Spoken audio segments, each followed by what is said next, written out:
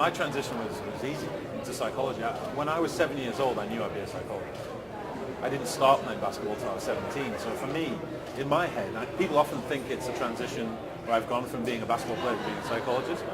It's actually just a reverse. I went from being a psychologist to a basketball player, back to a psychologist. I've got to say, it's the easiest thing I've ever done.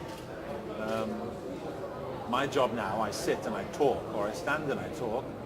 My previous job, I had to run in the mountains for 6 weeks before I did it. And this job, to prepare, I read. I read other people's research. I attend lectures. And to me, I've just got the greatest job in the world right now.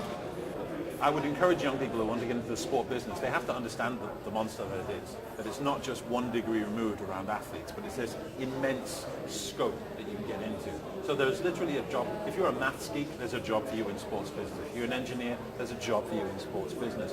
So if you're a medic, there are jobs for you in sports business. And I think once you start thinking that laterally, your options are huge. I would say this though. There's a lot of people who look at the big figures within sports, and because it's such a mythical role that these huge figures hold, they often think there's a mythical pathway to get there.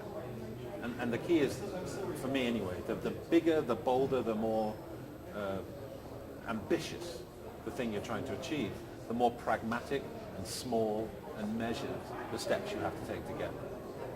So for young people, whether you're thinking about being an athlete or whether you're thinking about working in marketing for, I don't know, the MBA, the steps you take to get to that amazing position that you've always dreamed of have to be measured, thoughtful, careful.